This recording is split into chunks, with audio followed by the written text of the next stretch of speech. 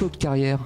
Bonjour. Vous êtes un des spécialistes incontestés de Duke Ellington. On pourrait penser que tout a été dit sur le Duke. Et alors là, vous nous sortez un coffret de 5 albums qui tombe sous le sens quand on regarde un petit peu la thématique. Et a priori, auxquels personne n'avait pensé avant, ce sont ça s'appelle la chanson de Duke Ellington, de Duke en fait. Et c'est le répertoire vocal du Duke.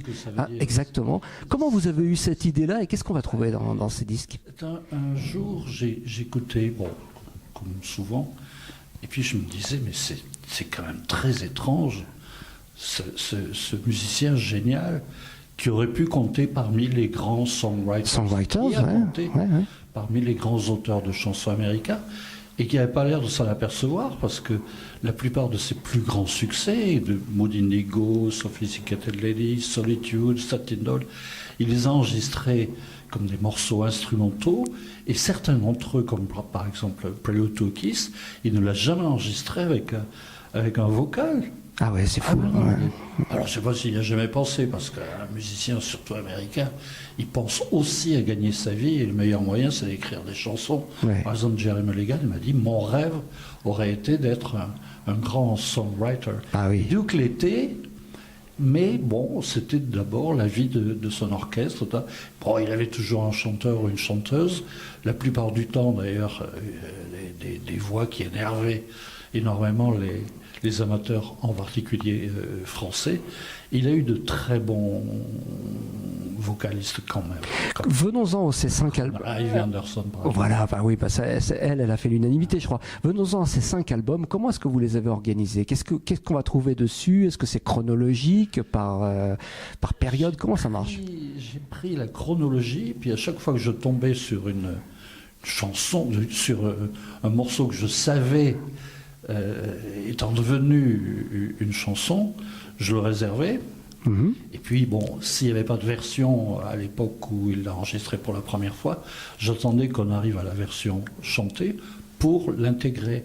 D'accord. C'est-à-dire que ce n'est pas la chronologie des compositions, mais c'est la chronologie des interprétations chantées. Voilà, ouais. C'est-à-dire que dans la discographie, il y a toujours original instrumental, telle année, oui. Mood Indigo, original instrumental, 30. Bien avant. Enregistré qu'en 40. Wow. Ouais.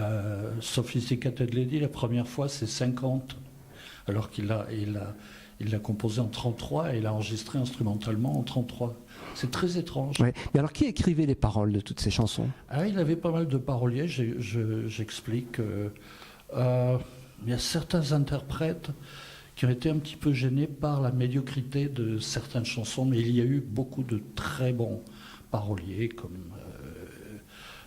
qui étaient assez attachés à la maison Irving Mills, qui lui fournissait des paroliers et des paroles. Et alors on apprend, parce que vous avez un livret qui est extrêmement bien fait aussi, qui est très, très complet, on apprend que Duke Ellington lui-même a écrit des paroles sur certaines de ses chansons. Ça, j'ignorais complètement. Ouais, alors c'est souvent, bon, c'est très... ma maman, c'est très naïf, c'est quelquefois faussement naïf, assez souvent, parce que le gars était aussi très, très malin.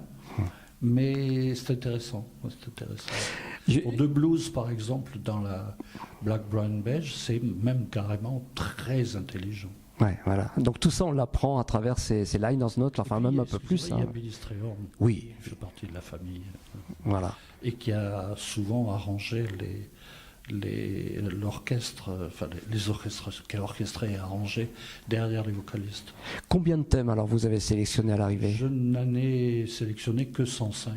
Que 105, voilà. On pourrait aller beaucoup plus loin, j'imagine. Et je finis avec d'ailleurs des thèmes qui n'ont jamais été enregistrés par Ellington avec vocal. On vous connaît comme producteur évidemment de ces albums-là, mais aussi comme conférencier, concepteur on va dire, voilà, concepteur, mais aussi comme conférencier. Et si on veut en savoir un petit peu plus sur ce domaine-là, il faut aller à vos conférences. Oui. Est-ce qu'il y a un site sur lequel on peut suivre votre actualité? La maison du Duke. Voilà, la fameuse maison du Duke. De Duke. J'ai mis la chanson de Duke. La maison du Duke, ça fait un peu, je sais pas. un peu de... Mais bon, j'ai rien contre. Mon père en était un.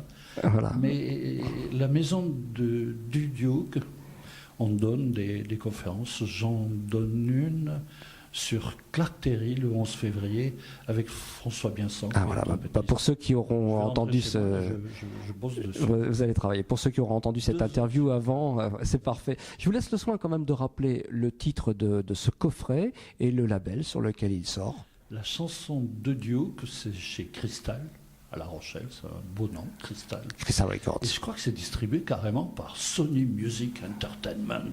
Bah tiens.